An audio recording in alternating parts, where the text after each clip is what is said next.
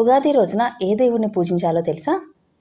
హిందువులు జరుపుకునే ప్రతి పండగకి ఒక దైవం ప్రధాన దేవతగా ఉండి పూజలను అందుకుంటూ ఉంది. ఈ నేపథ్యంలో ఉగాది రోజున అంటే ఏప్రిల్ 9వ తారీఖు ఏ దైవాన్ని పూజించాలి అనేది కొందరిలో సందేహం. ఉగాది పండగకి కాలమే దైవం కనుక ఇష్ట దైవాన్ని ఆ కాల పురుషునిగా తలుచుకొని భక్తి శ్రద్ధలతో పూజించాలి.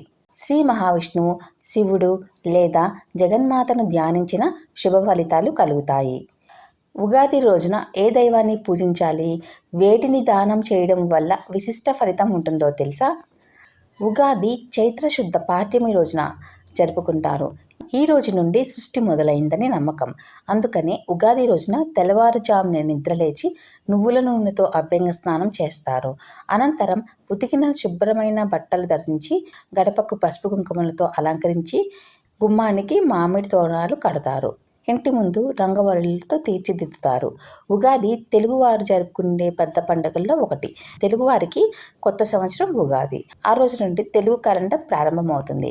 ఉగాది అంటే యుగానికి మొదటి రోజు అని అర్థం.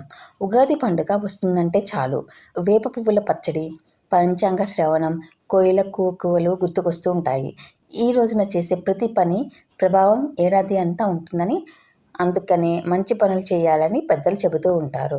ఇష్టదేవాల స్తోత్రాలను పఠించి పూజించిన అనంతరం వేప పువ్వులతో చేసిన ఉగాది పచ్చడిని దేవుడికి నైవేద్యంగా సమర్పించాలి.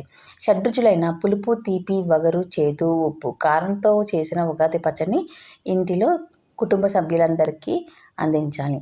ఈ ఉగాది పచ్చడికి వైద్యపరంగా విశిష్టమైన గుణం ఉంది. ఉగాది పచ్చడిలో వేసవిలో వచ్చే సీజనల్ వ్యాధుల నుండి ఉపశమనం కలిగిస్తుంది. ఉగాది రోజున పెద్దలు పంచాంగ శ్రవణం వినడానికి శ్రద్ధ చూపిస్తారు. రానున్న రోజుల్లో తమ జీవితంలో జరిగే మంచి చెడుల గురించి తెలుసుకోవడానికి ఆసక్తిని చూపిస్తారు. తెలుగు సంవత్సరపు మొదటి రోజున ఉగాది నాడు పంచాంగం విని తీరాలని పెద్దలు చెప్తారు. అంతేకాదు ఉగాది రోజున ప్రపాదానం అంటే చలివేంద్రాన్ని పెట్టమన్నారు పెద్దలు. వేసవి కాలం ఎండలు మొదలవుతున్నాయి కనుక బాటసారులకు దాహార్తిని నింపడం కోసమే ఈ నియమం పెట్టినట్లు తెలుస్తుంది. సూర్యుడిని తాపాన్ని ఎదుర్కొనేందుకు మంచి నీటితో దాహం తీర్చడమే కాదు, ఉగాది రోజున కొందరు చెప్పులు, గొడుగులు కూడా దానం చేస్తూ ఉంటారు. తెలుగు వారికి నూతన సంవత్సరం ప్రారంభం దినం కనుక ఈ రోజున కొత్త పనులు చేపట్టమని పెద్దలు సూచిస్తూ ఉంటారు. మరిన్ని లేటెస్ట్ ఇన్ఫర్మేషన్ కోసం శ్రీ క్రియేషన్స్కి సబ్స్క్రైబ్ చేసుకోండి. Thank you.